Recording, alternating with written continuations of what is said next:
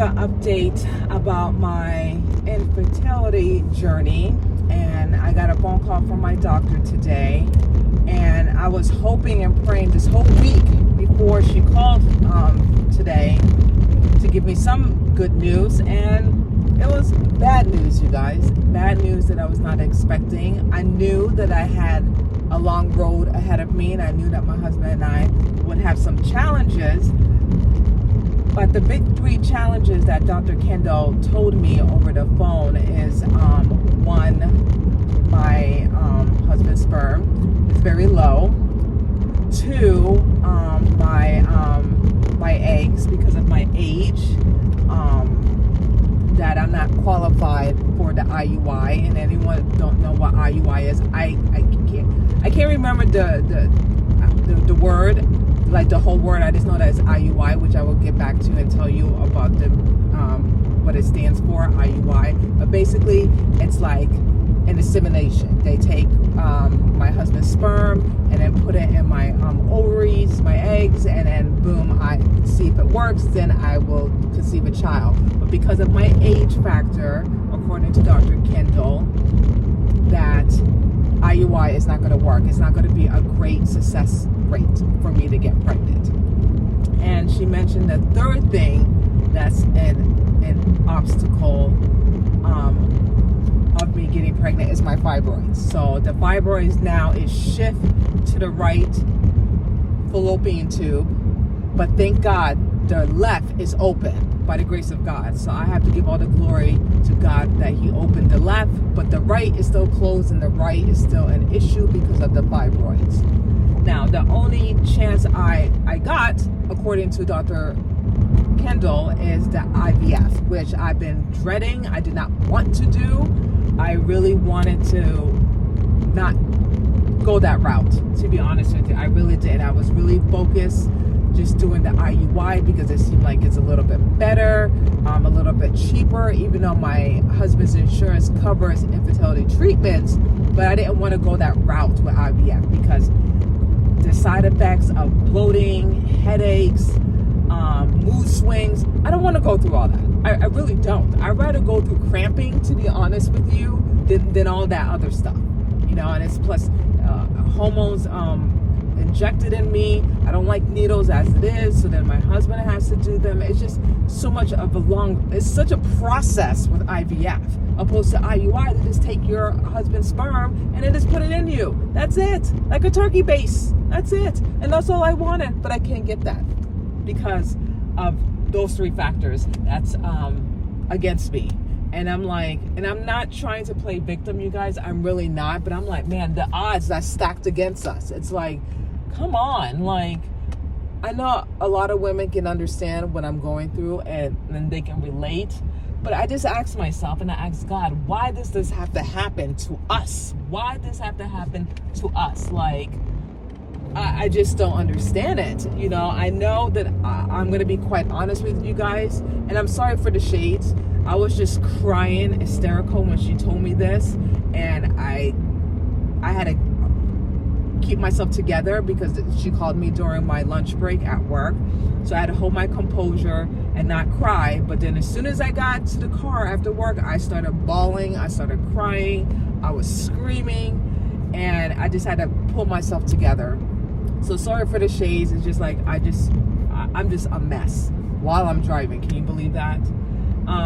Like I was saying, like the odds are stacked against us. Like I just can't win. I just can't win. And all I ever want is to become a mom. Sorry. And it's just hard. It's just hard because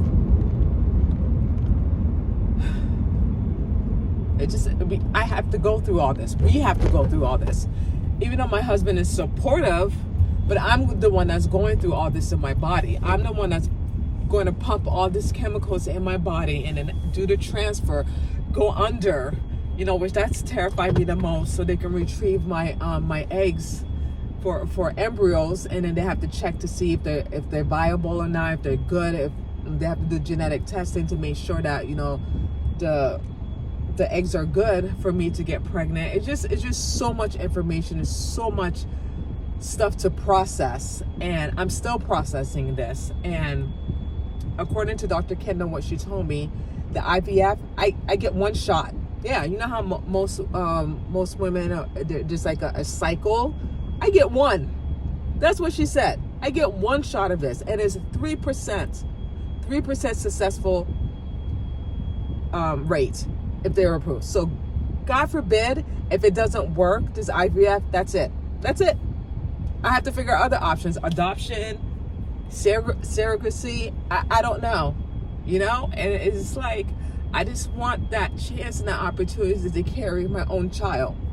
And it seemed like the odds, again, is stacked against my husband and I. And I'm like, damn, like, can I just get a break? Can I just at least have one miracle child? And I just feel like I don't know if I'm going to get the opportunity. I know that I'm a Christian, and I have to have faith and trust that God is going to make all things possible, because he did it, because he opened my left fallopian tubes. You know what I mean? That's open. That's a miracle, because the last test that I did back in 22, both were closed. But it's that's the issue, that I need to get the fibroids removed before I do the transfer, according to Dr. Kandall. But it's just like, it's like a punch in the gut. It really is, you guys. And it's like, I don't want to give up, but there's times I just want to quit, because it's just a lot. It's a lot to process. Two, a lot of things that I have to do in order to get my body ready, take the injections, get my estrogen, I hope I'm saying it right, high. It's just taking all these medications that I have to do in the month of May to do the procedure in June. It's just a lot. And I was not really looking forward to doing the IVF. I really wasn't. And on top of that, like Dr. Kendall said, I get one chance of this. So God forbid if it's not successful, that there's no option because of my age. I'm 45. I started late having a family. I just didn't want to have a kid by anybody. I didn't want to have, and this is not me judging, I just don't want to have multiple baby daddies. I wanted to make sure that I have the right partner to have children with. So we have two parents. And I waited late. And sometimes I second guess myself and ask myself, maybe I should have just had a child. Maybe I should not wait. Maybe I shouldn't have waited this long. And then I'm like saying, also, I shouldn't second guess myself and go back. I'm here now. There's nothing I can do. I can't go back and change time. As much as I love to, I can't. I have to deal with the cards that I'm dealt with. And it is what it is, and then I just have to push forward and just not go along with it, but just actually, do it, and then just hope for the best. And just pray to God that this first cycle of the IVF, that is a success, that I will actually get pregnant for the first try. I'm going to leave it in God's hands. I just pray that you guys pray for me and my husband, that this will work. And all the glory goes to God, and I'm just giving it to him. And for me not to be upset or worry, because when I worry, I don't trust God. I don't trust what he has for me. But I just wanted to just let it out, and then just tell you guys and tell you the latest update, what's been going on with my journey. And it was not good news. It was not good news at all. It was not the news that I expected, to be honest with you. And now I just have to move forward and just hope for the best, and just leave it in God's hands. And thank God I'm going to New York, because my best friend, she went through it. So just talking to her when I get up there to get her experience and what to expect for me, that would be very helpful. It would just put my mind at ease, because right now I'm very anxious. I'm very nervous. I'm going to go under. And I just want to know what to expect and what's to come. And that's all I have to say about that. I just wanted to share with you guys and give you the latest update of my journey, like I was doing in my other videos.